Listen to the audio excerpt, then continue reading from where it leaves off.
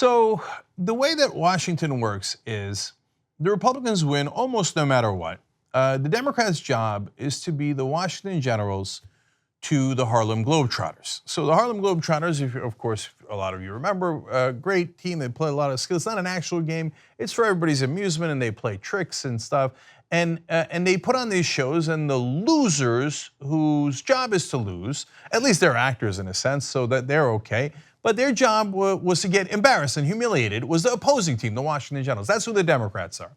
So the way that this shell game is played is the Democrats are always supposed to say, there was nothing we could do.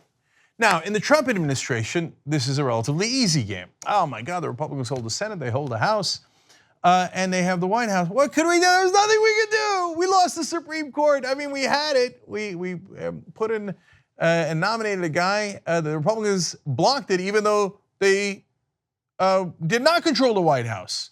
And they were supposed to confirm the Supreme Court nominee of the Democratic president, but it turns out there was something they could do. So they won that anyway. And then the Republicans come in, they put in their draconian, right-wing, zealot Supreme Court justice. Democrats go, what? Do they fight it like the Republicans did? No, they go, there's nothing we can do. And I can give you not dozens, but hundreds of examples of that. But today we have a perfect example of it. Because, hey, good news, Gina Haspel is up for the position of CIA director. She has two massive problems on her record. Number one, she authorized torture during the Bush administration. It was illegal back then. It's illegal today. She should have been put in prison for that. She ran a black site. They did waterboarding. They did sleep deprivation. They hit the detainees. They tortured them in several different ways. A giant report came out from the Senate condemning that torture and showing how horrific it was and unquestionably illegal. And we have executed people for the crime of waterboarding when it was done to us. Okay, on top of that, she has a second crime, which is she's like, well, those torture tapes, yeah, we taped it. They're terrible, and if you ever saw them, you'd put me in prison. So she shredded them. She destroyed evidence. We're still having a conversation about this person, but no. Good news, good news. Two Republicans flipped on her. Now, the Republicans only have 51 in the Senate. So if they lose two Republicans, they're down to 49, and she doesn't get confirmed. Hey, congratulations, America. We finally blocked someone who's a torturer and who does not believe in the rule of law. Wait a minute, did we? And the answer, as you know, is no, we didn't. Why? Because 4 Democrats flipped and voted for her. So in the committee, they're gonna vote for her. First it was, guess who? Of course, Joe Manchin. Joe Manchin's like, torturer? I get to help Trump?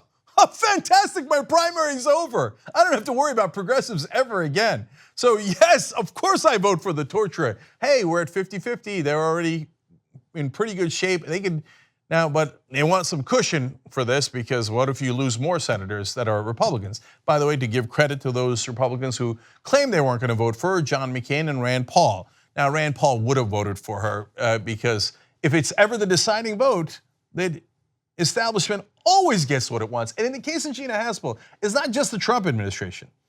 Democratic torturers love Gina Haspel too. All those now contributors on MSNBC who also covered up the torture program on TV going, well, I'm a Democrat and I like Gina Haspel.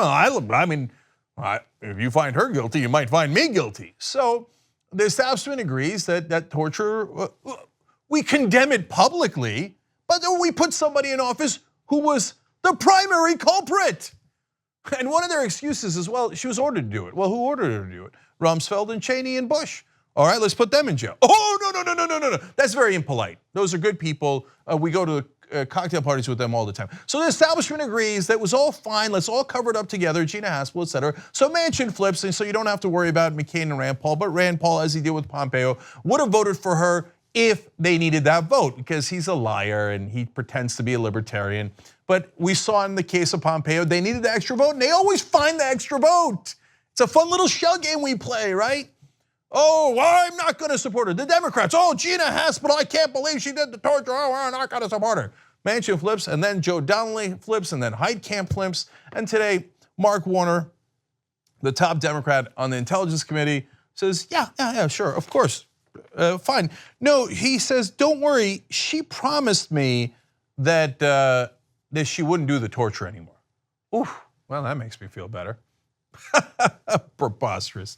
So here is Senator Warner's quotes about this. He said, over the last year, I've had the opportunity to work with Ms. Haspel in her role as deputy director, and I've always found her to be professional and forthright with the Intelligence Committee. Have you?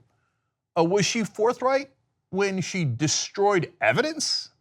Everybody knows she did it. She signed the order. She doesn't dispute it. Nobody disputes it. She destroyed 92 tapes. If you destroyed evidence in a case against you, do you have any idea what kind of trouble you'd be in? You'd be going to prison for a long, long time. But Gina Haspel's in the cocktail circuit. Oh, I do declare, everybody, Gina Haspel, brilliant job. The way you tortured people and then burned the evidence. But you are part of the establishment, aren't you, Gina? So welcome in. Forthright? I mean, it takes a special kind of politician to say Gina Haspel of all people has been forthright. Okay, and then he went on to say, I remind you, this is the top Democrat on this committee, representing the Democrats. He said, most importantly, I believe she is someone who can and will stand up to the president if ordered to do something illegal or immoral, like a return to torture. Well, but I wish we had a moment to figure out if Gina Haspel would follow an illegal order to torture someone. Oh, right, we did under the Bush administration. And she did follow that order. This is a shell game, guys. It's one party, different names. So these are preposterous comments. They're going to make her the head of the CIA. No, but she promised us. You remember when they voted for Betsy DeVos and Ben Carson? A couple of the Democratic senators voted for them and said, no, but they came into my office and they promised. They promised. And what happened afterwards? Well, Ben Carson is now dismantling housing and urban development, and Betsy DeVos is destroying the education department. There's a new story out today that she hired people from the for-profit colleges to make sure that they would end the investigation of for-profit colleges. But we already lived that. We already know that all those things that they say in those testimonies are nothing but lies. But the Democrats go, oh, you need votes now? Resistance. Guys, resistance. Like we're gonna resist this. No way. Trump, what do you need? And Mark Warner comes in and goes, yes, sir, absolutely, sir. Of course, Mr. Donald Trump, sir. And so does Heitkamp and Donnelly and Manchin. They were always going to vote yes. They were always going to vote yes on all of these nominees.